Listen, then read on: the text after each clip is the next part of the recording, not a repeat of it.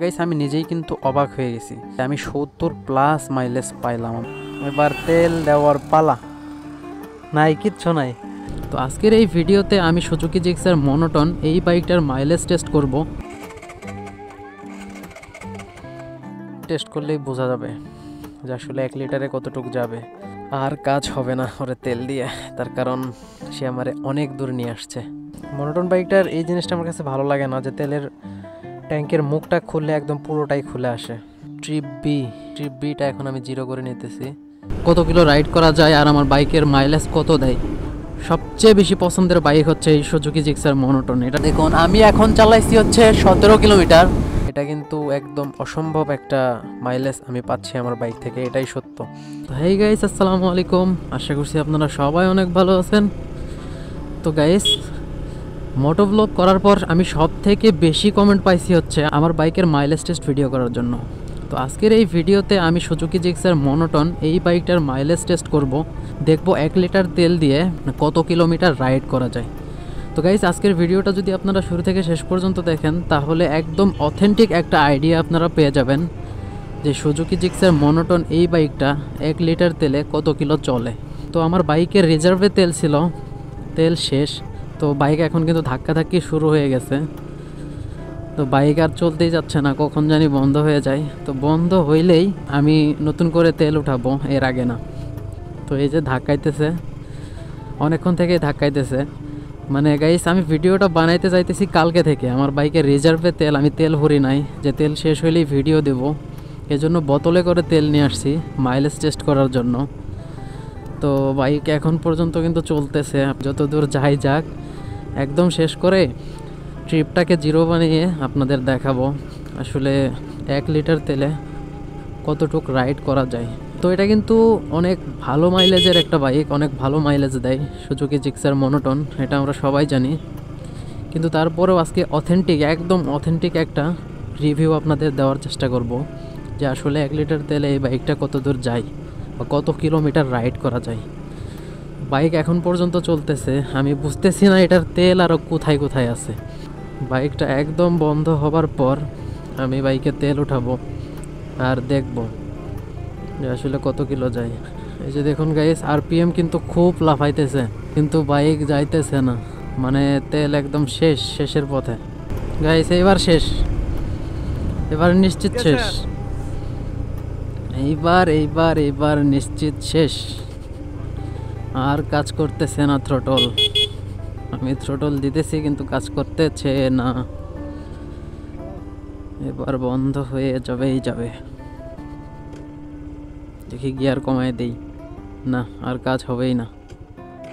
এই তো গাইস, বন্ধ হয়ে গেছে। আবারও আমি সেলফ দেই,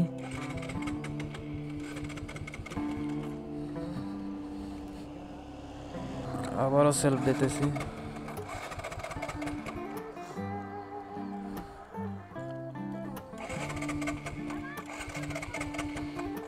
গাইস, তেল একদম শেষ, একদম শেষ। এবার তেল দেওয়ার পালা, নাই কিচ্ছু নাই। গাইস, এবার তেল দিতেছি। তো এটা হচ্ছে 250 মিলি। এই 250 মিলি দিয়ে আমি আপনাদের মাইলেজ টেস্ট করে দেখাবো। তার কারণ আজকে এতটুক সময় নাই, ভালোভাবে ঢাল, এতটুক সময় নাই যে 1 লিটার দিয়ে দেখাবো। আর এটা দিয়ে মাইলেজ টেস্ট করলেই বোঝা যাবে যে আসলে 1 লিটার তেল দিয়ে কতটুকু যায়। তো গাইস, এই যে 250 মিলি দিয়ে টেস্ট করা যাক। তো এই তো আমি 250 মিলি দিয়ে দিলাম। 250 মিলি দিয়ে টেস্ট করলেই বোঝা যাবে যে আসলে 1 লিটারে কতটুকু যাবে। অকটেন ঠান্ডা খুব। তো এই যে 250 মিলি দিলাম, এখন ট্রিপটা 0 করব। তো এই যে লাগিয়ে দিলাম।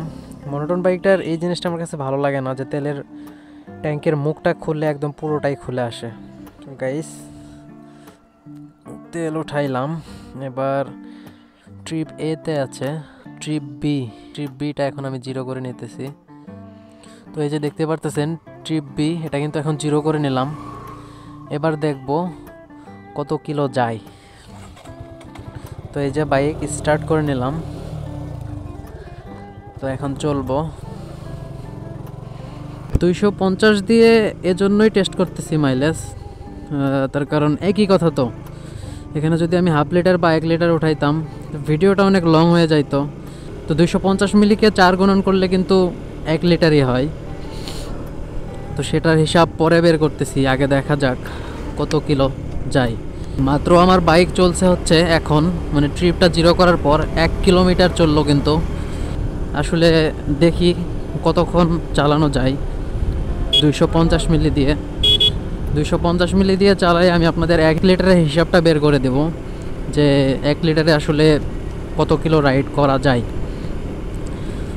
প্রায় 2 কিলোমিটার রাইড করে ফেলছি। তো দেখা যাক কত কিলো রাইড করা যায় আর আমার বাইকের মাইলেজ কত দেয়। তো আমার বাইকটা কিন্তু হচ্ছে গাইস 2024-এর মডেল, এটা 25-এ কেনা। এই বাইকটা কিন্তু ব্যান্ড হওয়ার কথা ছিল, তো এই কারণেই 2024-এর ডিসেম্বরের দিকে এই বাইকটা কোনো মার্কেটে অ্যাভেলেবেল পাওয়া যাইতেছিল না। পরে ডিসেম্বরের শেষের দিকে এসে আবারও অ্যাভেলেবেল হয়। তো আমি ভাবছিলাম যে বাইকটা মনে হয় আর পাওয়া যাবে না, ব্যান্ড করে দিবে, কিন্তু তারপরেও এই বাইকটা আবারও শোরুমে এখন অ্যাভেলেবেল হয়ে গেছে। সেটা একটা ভালো বিষয়, তার কারণ একটা ইয়াং জেনারেশনের সবচেয়ে বেশি পছন্দের বাইক হচ্ছে এই সুজুকি জিক্সার মনোটন। এটার যে লুকস অ্যান্ড ডিজাইন, সবাই এটার প্রেমে পড়ার মতো একটা লুকস অ্যান্ড ডিজাইন করছে। আর এই বাইকটা কেনার পর আপনি যদি 15-20 হাজার টাকা মডিফাই করেন তাহলে এটা তো একদম একটা দেখার মতো বাইক হয়ে যায়।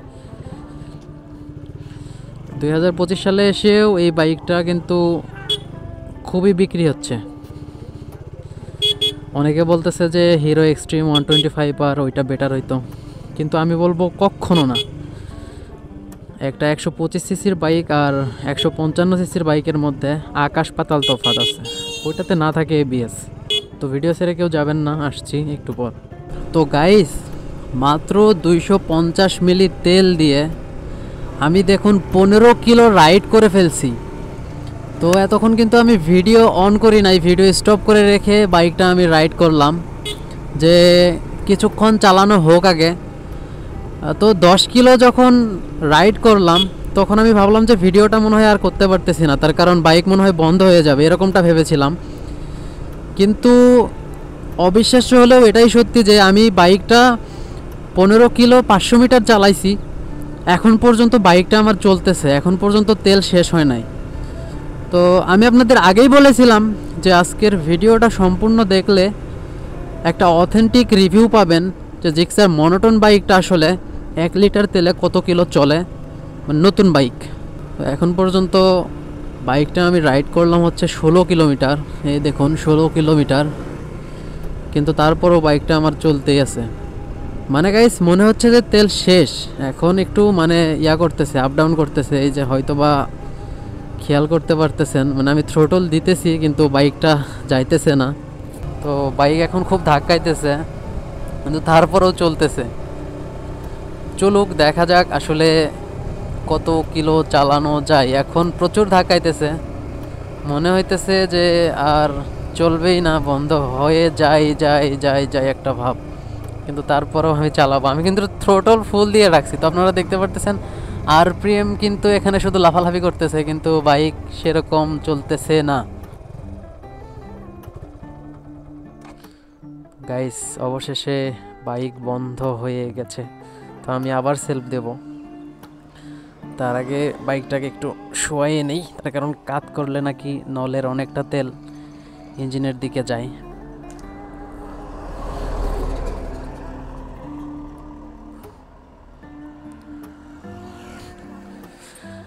তো এই জন্যই বাইকটাকে একটু শোয়াইয়ে নিয়েছিলাম। তো এবার আবার সেলফ দিই। দেখুন গাইস, আবারও কিন্তু বাইকটা চলা শুরু হয়ে গেছে। তো এই ট্রিকটা কিন্তু একটু হলেও আমার কাজে লাগলো, আর বাইক ভালো মতোই যাইতেছে। এখন আমি দেখুন আরপিএমও ভালো পাইতেছি, বাইকটা আবারও চলতে শুরু করছে। দেখুন আমি এখন চালাইছি হচ্ছে 17 কিলোমিটার, দেখি আর কতক্ষণ চালানো যায়। প্যারা নাই, চিল গাইস। আজকে একটা অথেন্টিক রিভিউ আপনারা পাবেন আমার কাছ থেকে। গাইস, আরও একটা কথা বলি আপনাদের, মানে আপনারা যখন শোরুম থেকে বাইক নেবেন, তো আমি তো আমার বাইকটা শোরুম থেকে নিছি হচ্ছে 10-12 দিন হইলো। এই মাইলেজের যে বিষয়টা সেটা হচ্ছে আপনাদের মানে কপালের উপর ডিপেন্ড করে, কিছুটা হলেও আর কি আপনার এটা ভাগ্যের উপর ডিপেন্ড করে। তার কারণ কিছু বাইক আছে যেগুলা 50+ মাইলেজ পাওয়া যায় নতুন অবস্থায়, আবার কিছু বাইক আছে যেগুলা 60 পর্যন্ত মাইলেজ পাবেন আপনার হাইওয়েতে। আবার কিছু বাইক আছে যেগুলা নতুন অবস্থায় 30-এর আশেপাশে মাইলেজ দেয়। তো এটা অবশ্যই আপনার কপালের উপর ডিপেন্ড করে কিছুটা হলেও। তার কারণ হচ্ছে সব বাইক সমান মাইলেজ দেয় না। দেখা গেছে যে দুইটা বাইক যদি আপনি নতুন বের করেন, যেমন একটা আপনি নিলেন আর একটা আপনার ফ্রেন্ডরে দিলেন, তো দেখা যাবে হয়তো আপনার ফ্রেন্ড একটু বেশি মাইলেজ পাইতেছে, আপনি কম পাইতেছেন, অথবা আপনি বেশি পাইতেছেন, আপনার ফ্রেন্ড কম পাইতেছে। এরকমটা কিন্তু গাইস হয়, স্বাভাবিক বিষয়। এই যে গাইস আবারও ধাক্কাধাক্কি শুরু হয়ে গেছে, কিন্তু তারপরেও বাইকটা চলতেছে। তো যত দূরই যাক বা যতক্ষণ চলুক আমি চালাবো, তার কারণ আপনাদের অথেন্টিক রিভিউটাই আমি দেব। আমার মনে হইতেছে না যে আর চলবে। এই তো গাইস একটু গিয়ার ডাউনে দেই, 3-এ দেই, তো গাইস আর কিন্তু যাইতেছে না। এবার কিন্তু বাইকটা আবারও বন্ধ হয়ে গেল। এখনো বন্ধ হয় নাই, বন্ধ হয়ে গেছে। তো দেখি আবারও সেলফ দেই।